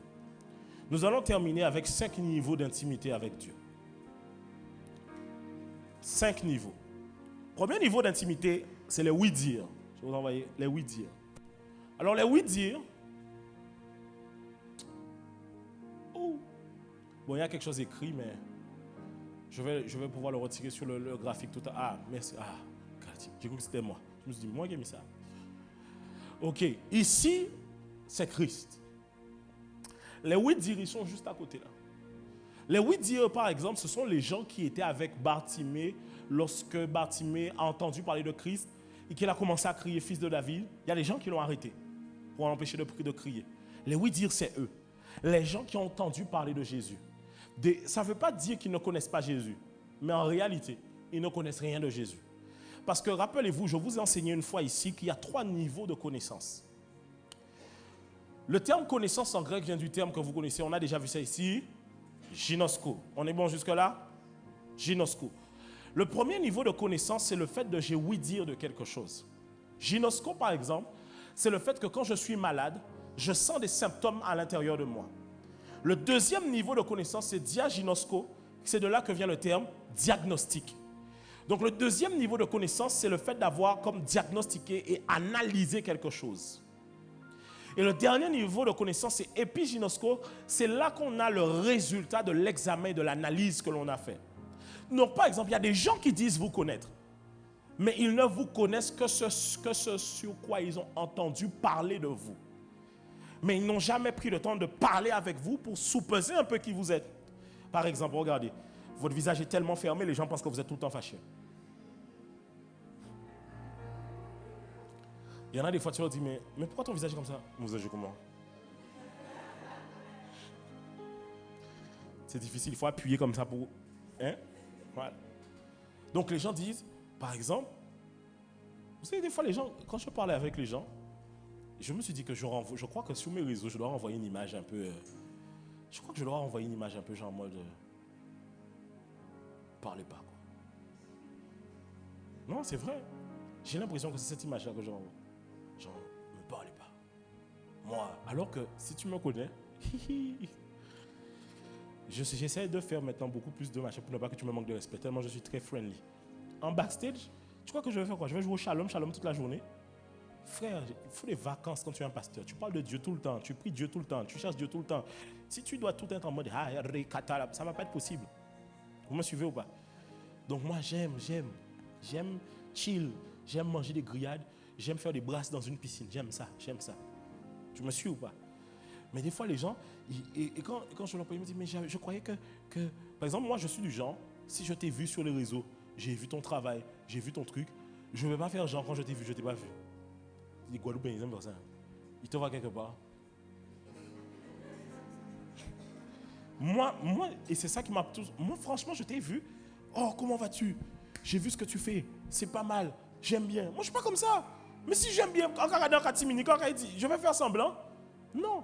Donc, il faut les gens qui viennent me voir, ils pensent aussi que je vais faire le genre en mode non. Je dis non, mais j'ai vu une fois, tu as commenté ou tu as mis un like. Moi, je regarde ces trucs-là, ça. Il y a une sœur qui est là en ce moment. Elle m'a fait ajouter un jour sur Facebook. Et elle est venue là pour quelques vacances pour assister au mariage. Elle vient me voir. Elle me dit bonjour, pote. Je lui dis bonjour, tel. Tu connais mon prénom? Je lui dis oui, un jour tu m'as ajouté sur Facebook. Même quand tu m'as ajouté sur Facebook, en veillé profil là, ben oui. En passant sous c'est les renseignements généraux, on va venir chercher un butin là. Ou on peut savent. Vous blaguez, hein? Bon, après les renseignements généraux ont le droit de faire leur travail, hein? Faites votre travail. Ok? Je ne vise personne en visant. Mais vous me comprenez. Ne vous sentez pas stressé, ok? Détendez-vous. C'est la maison de Dieu. Et donc, je lui dis, mais oui, mais je regarde. Il n'y a pas de problème. Mais tu sais, des fois, les gens ont une image. Donc, les gens ont entendu dire, alors que quelqu'un qui me connaît, que genre, tu me connais en backstage, tu sais que je suis grave taquin. J'embête beaucoup les gens. Moi, c'est ça que j'aime bien. C'est que si tu es resté longtemps après le culte ici, là, je t'ai déjà embêté une fois. Si tu n'as pas fait 2 heures ici, si tu fais 2 heures ici, j'ai fini le rendez-vous. Je cherche qui embêter. Je passe dans toutes les salles de l'église. J'embête les gens. Moi, c'est comme ça que je suis. Et puis, ça met un peu de peps. Mais oui, t'imagines le pasteur, il serait à l'église. Ne me touchez pas, l'onction est là. Les oui-dire, dis-moi les oui-dire. Tu vois, des fois, les gens ont des oui-dire. Par exemple, ils ont appris que tu sais, des fois, et les histoires que tu entends sur les gens, mais tu ne sais jamais. C'est pour ça que moi, je suis straight. Quand je dis straight en mode, j'entends un truc sur toi, je te connais, je t'appelle, je te demande si c'est vrai. Ah, pas de temps, j'ai entendu, machin. Moi, je t'appelle, je t'écoute, j'ai entendu ça sur toi. Ah, ok, c'est pas vrai, ok, bonne journée, bye. C'est fini. Parce que tu sais, tu vas perdre ton temps à faire les oui-dire. Il y en a qui disent, Jésus est un prophète, Jésus est fils de Dieu. Jésus est ceci. En fait, chacun avait des oui-dire. Mais eux là, ils n'expérimentent rien de Dieu. D'ailleurs, les oui-dire, c'est même ceux qui empêchent aux gens de se rassembler près de Dieu. Les oui-dire ont les derniers cancans, les derniers gossips, les dernières choses. Les oui-dire, dis-moi les oui-dire. Les oui-dire. Par exemple, tu sais, il y a des gens, ils ont des oui-dire sur l'église ici. Ils ont un dernier truc qu'ils ont entendu. Et toi-même, quand tu arrives, tu dis, c'est ça qu'ils ont dit? Toi-même, tu te rends compte qu'il n'y a rien. Les oui-dire.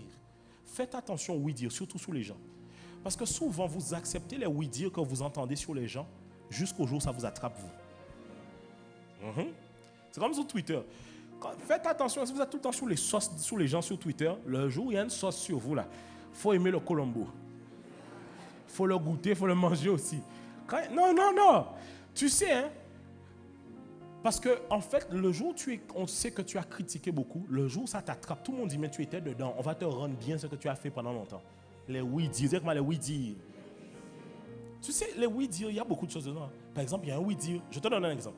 Imaginons, exemple, bon, tu peux dire aussi raconte, exemple. Imaginons que tu sors à Burger King. En sortant à Burger King, arrivé au niveau, tu sais, du rond-point là, quand tu sors là, Tu sors, tu fais droite, tu arrives à un niveau en rond-point. C'est ça, tu fais gauche, tu vas vers direction Basse-Terre, tu fais droite, tu reprends Jarry, tu remontes pour aller sur le boulevard, soit tu vas vers tout ce qui est la Jaille. Vous voyez quel rond-point? Donc tu sors de Burger King, tu fais droite, Burger King Cœur de Jaille, tu fais droite comme ça. Tu arrives au niveau du rond-point, tu prends un croc dans ton burger. Tu arrives, ça a tout fait. Donc tu arrives au niveau du rond-point, tu ouvres la porte, et puis tu craches quelque chose à terre. Tu prends une bouteille d'eau pour rincer tes mains. Demain, tu étais à 23h dans un carrefour, tu as fait sorcier, tu as déposé quelque chose et tu as même lâché une bouteille d'eau. Alors que tu t'étouffais juste dans le carrefour, mais tu es devenu le sorcier maintenant qui dépose. Bon, moi j'ai déjà vraiment vu des gens faire ça. Ça, ils ne peuvent pas dire que c'est Burger King. Donc, il y a des heures, il faut aller sur les carrefours. Tu vas à certaines heures. Moi, quand c'est comme ça, je me cache. J'éteins tous les feux. Et quand la personne jette, je mets plein phare. Je casse son pépé, va voir. Non, ça m'est arrivé 2 fois de faire ça. Ça m'est arrivé 2 fois. On était à Burger King, on sortait comme ça. Non, la dame sort une bassine avec des herbes, de l'eau.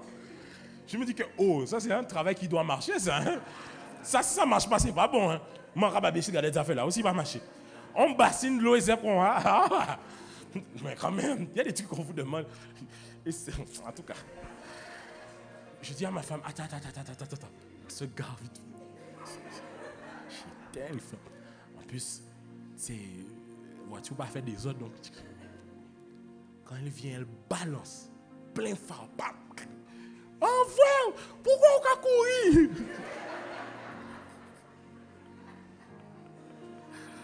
Aïe. Ou bien tu arrives à un rond-point. Quand tu arrives à un carrefour, vers les minuit, 23h50, tu vois une voiture garée. Sors bien la tête pour le regarder. Faut pas opérer non plus. Hein? Non, mais vous rappelez aussi. On mouche qui vient dans la race, on dit, c'est diabète avant ça. C'est ça le problème. Tu sors la tête, tu regardes. Quand on fait là. Moi, j'aime ça parce que si c'était si bon, ils iraient le mettre dans leur quartier. En tout cas, oui dire, dis avec moi les oui dire. Tu dois quitter les oui dire. Parce que si c'est les oui dire là, tu ne vas pas connaître Christ. Maintenant, il y a un autre niveau. Le prochain niveau, c'est la foule. Beaucoup de chrétiens sont dans la foule. Vous savez pourquoi? La foule vous fait croire que réellement vous êtes avec Dieu. Pourquoi? Parce que contrairement au oui dire, la foule, elle suit Jésus. Oui, elle suit Jésus. Est-ce que la foule n'est pas avec Jésus dans le désert? Est-ce que la foule ne voit pas les miracles? Mais est-ce que ce n'est pas la foule qui a crucifié Jésus? La même foule qui criait Hosanna, c'est la même foule qui a demandé le criminel à la place de Jésus. La foule, ils sont là. Ils peuvent être là à tous les programmes, présents à l'église. D'ailleurs, ils sont surtout présents au grand rassemblement. Présents, mais eux, réellement, ils n'ont d'amour que pour ce que la vie en Christ ne leur donne, pas pour ce qu'eux-mêmes peuvent faire pour Christ. Ils ne sont là en Christ que pour ce que Christ donne. Pourquoi vous êtes ici aujourd'hui, ce matin? Vous êtes ici pourquoi ce matin? Votre bonne conscience? Pour pouvoir dire que vous êtes venu à l'église ce matin? Pour pouvoir dire que moi, au moins, je suis chrétien? Pour pouvoir rentrer et aller dire à votre mère, maman, tu as vu aujourd'hui, j'étais à l'église, hein? Pour pouvoir la rendre fière, comme si c'était un diplôme? Parce que vous avez eu un problème cette semaine? Certains parce qu'un gars vous a quitté ou une go vous a quitté, vous êtes en pleine rupture actuellement. Pourquoi vous êtes là? Si vous n'êtes là que pour vous, à la prière que pour vous, dans toutes ces choses que pour vous, vous n'êtes qu'au niveau de la foule. Et vous ne pouvez pas rester au niveau de la foule. Parce que vous savez, la foule, c'est quoi? Vrai, le jour, par exemple, la foule à l'église, le jour où, comme Christ a été accusé, attaqué, le jour, par exemple, on attaque le pasteur, là, la foule, elle se retourne contre le pasteur, c'est la première à douter. Elle va dire, mais on t'a déjà remarqué, le pasteur a prêché qu'on va tenir un bitan vrai qu'on va. C'est la foule, c'est eux, c'est comme ça qu'ils sont. Le moindre petit truc à l'église, ils remarquent, mais ils ne remarquent pas tout ce qu'ils pouvaient mettre à contribution pour l'église. Tu me suis ou pas? La foule remarque, par exemple, que c'est bizarre, hein? Il y a tel truc, tu n'as pas remarqué tel truc. Ils ont toujours un dernier truc à dire sur l'église. Parce que la foule ne prend jamais part. La foule ne s'investit jamais. La foule suit, prend les bénéfices, mais ne veut jamais payer le prix. Parce que la foule, hein, au cas où si ça se gâte, elle veut avoir l'option de pouvoir dire qu'en pâté Adam. Un autre niveau, les disciples. Sauf que les disciples, il y en a plusieurs. Mais les disciples, c'est déjà bien. Les disciples, ce sont ceux qui sont avec Christ, qui le suivent, mais qui, en plus de la foule, sont avec Christ, même dans les moments d'intimité. La foule entend les paraboles. Les disciples entendent l'enseignement et la conclusion des paraboles. La foule entend des histoires qu'elle ne comprend pas. Les disciples ont la subtilité de ce que Jésus racontait. Les disciples reçoivent les paroles les plus subtiles, les plus choquantes. Les disciples ont les révélations les plus titillantes. Parce que les disciples sont un peu plus stables. Ils ne vont pas vaciller comme ça. Les disciples reçoivent une nourriture que les autres ne reçoivent pas. Parce qu'il faut avoir les épaules pour la porter. Et les épaules pour la porter, ce n'est pas juste je peux comprendre ce que tu vas dire. Mais si ça amène le scandale dans la nation, je suis prêt à me battre pour celle-ci.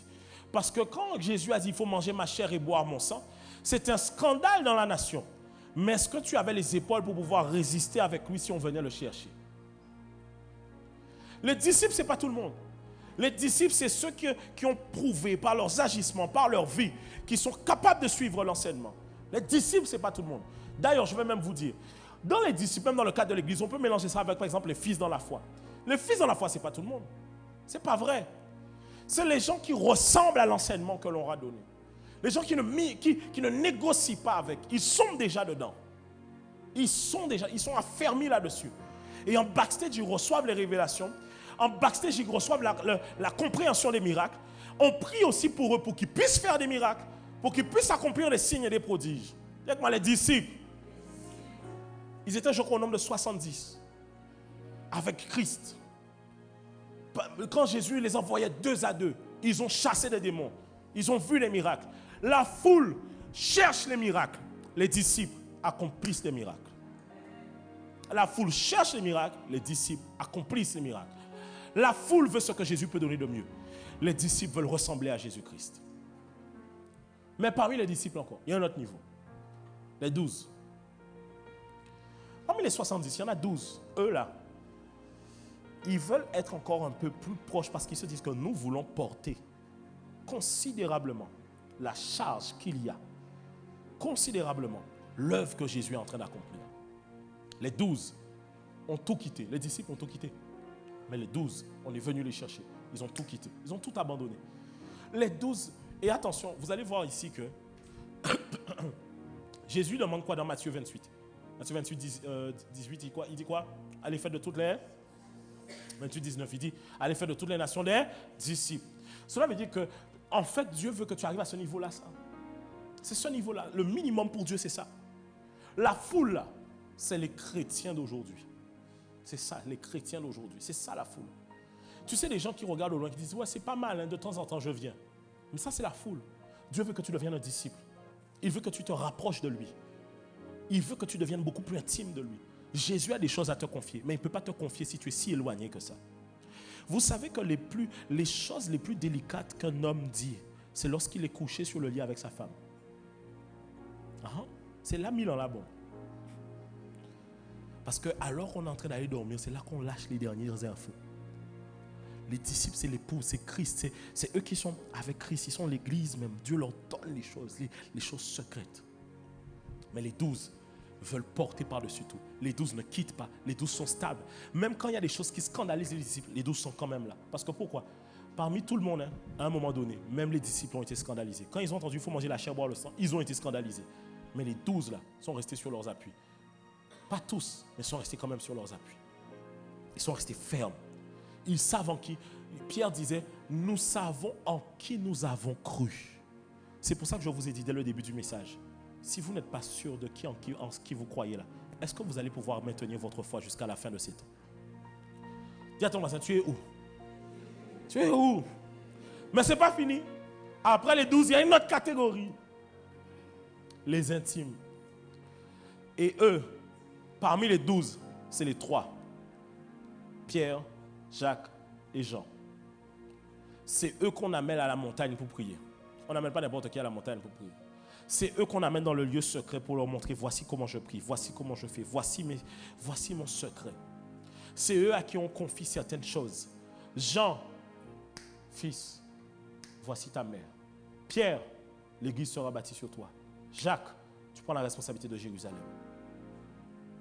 C'est à eux qu'on confie des choses solides, des choses sur lesquelles les choses sont bâties. Les intimes comme Jean. Parce que même parmi les intimes, je peux mettre une autre catégorie, hein, les gens. Mais il y a, alors je vais vous expliquer. Parmi les trois, tu as les gens. Les gens, ce sont ceux qui entendent les battements de ton cœur. Quand tu souffres, ils savent que tu souffres. Ils t'accompagnent jusqu'à la croix. Ils ne sont pas ceux qui vont faire beaucoup de scandales pour toi. Okay? Pierre va faire beaucoup de scandales pour toi. Mais les gens, c'est eux, quand tu seras dans le plus grand des troubles, ils sont quand même là avec toi. Tout le monde te quitte, ils sont là. À la croix, Jean, c'est le seul qui est resté. Tout le monde te quitte, mais ils sont là comme ça. Ils ne bronchent pas. Les gens disent, quoi que les gens disent, quoi que les gens parlent, ils ne bougent pas. Les gens restent là. Les gens, même si tu as scandalité là, vous imaginez, Jésus, c'est un scandale national. En fait, c'est que vous n'arrivez pas à vous rendre compte que le Jésus là que vous dites que vous aimez là, c'est un scandale, un cas d'État. Un cas d'État. C'est-à-dire que l'État est intervenu là-dedans. La religion est intervenue là-dedans. Parce que le gars, il commençait à avoir trop de gens qui le suivaient. Politiquement, il crée un problème. Parce que Rome veut asseoir son hégémonie encore davantage, mais Jésus amène des gens à le suivre. Donc, ça pose des questions. Et il dit, le royaume de mon Père est proche. Oh, quel royaume? Nous, on a notre royaume à nous qu'on vient imposer ici. Toi, on a notre empire. Toi, tu parles d'un royaume qui est en train d'arriver. De quel royaume il parle? Mais en même temps, pour les gens de la loi, il dit il est fils de Dieu. Attends, mais si tu es fils de Dieu, tu te fais Dieu. Donc c'est un problème. C'est un scandale. J'imagine les médias de l'époque. Oh yeah, oh yeah. Jésus malfaiteur, bandit, assassin, voleur. D'ailleurs, je pense que même les gens ont inventé des histoires. D'ailleurs, la fille de Jairus, c'est lui qui l'avait empoisonnée, il lui a donné l'antidote et elle s'est réveillée. D'ailleurs, ils ont dû inventer des trucs, prendre tous les miracles, mentir dessus. La Bible dit que tout ce qui s'est passé n'est pas écrit. Ils ont dû mentir dessus. Mais Jean est quand même resté jusqu'à la fin. Que Dieu te donne des gens. Mais toi aussi, sois un Jean pour Jésus. Hein, tu veux que Dieu te donne des gens, mais est-ce que toi tu es un Jean pour Jésus? Mais tu as besoin aussi des pierres. Le seul problème avec les pierres, c'est qu'ils parlent beaucoup alors qu'ils n'ont pas encore éprouvé leur foi. Mais par contre, les pierres, ce sont les fougueux pour toi. Tu dis, va là-bas, ils vont. Va là-bas, ils vont. Va là-bas, ils vont. Ils disent qu'ils vont être avec toi jusqu'à la fin. Mais les butins chauds, ils ne sont pas forcément là. Mais ils reviennent. Les pierres, il faut avoir de la patience pour eux, parce qu'ils reviennent. Mais les pierres, tu en as besoin, parce qu'il y a des gens comme Paul. Quand Dieu voit que Paul... Écoutez, vous imaginez Paul, Saul de Tarse. Remettez-vous dans le contexte. Saul va voir les gens de la loi. Il dit, écoutez-moi, donnez-moi un laissez-passer. Je vais moi-même aller bastonner les chrétiens. Moi-même. Donnez-moi les armes, les matraques, je vais aller les taper. Dieu a dit, c'est celui-là qu'il nous faut dans le camp. Un gars comme ça, vraiment, lui, il a l'air très zélé. Un gars, Dieu aime les gens comme ça. Les gens comme ça, tu sais, tu n'as pas besoin de leur dire, donne ta vie à Christ, pars en mission. Eux-mêmes, ils veulent y aller. Ils ont soif, ils ont faim. Que Dieu te donne des pierres. La seule chose avec les pierres, c'est que les pierres ont besoin d'être cadrées comme ça. Un pierre pas cadré n'est pas une bonne chose. Parce qu'une fois que le pierre est brisé, il faut l'apprendre aussi à retrouver la fougue qu'il a. Parce que le pierre doit être d'abord brisé. Tant qu'il n'est pas brisé, là, il croit qu'il maîtrise tout. Mais quand il est brisé, il faut quelqu'un qui l'aide après à reprendre cette fougue-là. C'est pour ça que quand Pierre a rétrogradé et que Jésus est revenu, Jésus a dit, allez dire aux disciples et à Pierre. Parce que j'ai besoin de quelqu'un comme Pierre. Tu vois, Jésus sait que Jean est là, mais il dit quand même, allez dire aux disciples et à Pierre. On a besoin de Pierre. Par contre, Jacques, Jésus savait que Jacques, Jacques c'était le gars, il est toujours là, il ne se mélange pas, il n'est pas trop là. Il est toujours là, mais il n'est pas très calme, tu vois ce que je veux dire? Que Dieu te donne les trois, mais que toi-même tu fasses partie. Où est-ce que tu es? Tu es les oui-dire? Demande à ton voisin, tu es parmi les oui-dire? Ou bien, la plupart d'entre vous êtes dans la foule?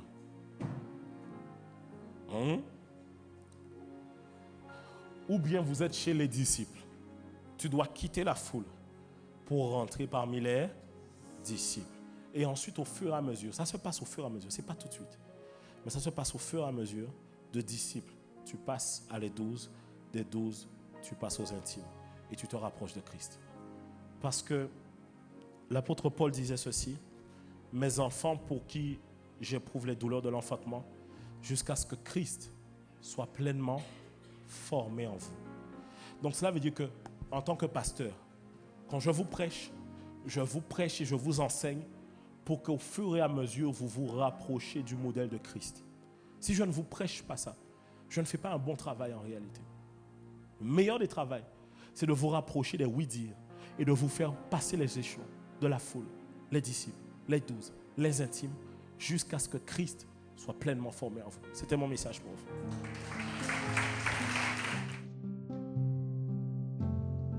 Le mot chrétien est tellement galvaudé, utilisé ça et là, sans sens profond, que quand tu acceptes Christ et que tu dis à ta famille que tu es chrétien et que tu vas vraiment à l'église, que tu te consacres, ils te disent que c'est bizarre. Souvent, les gens te disent, oui, je suis croyant, mais est-ce que tu as reçu Christ?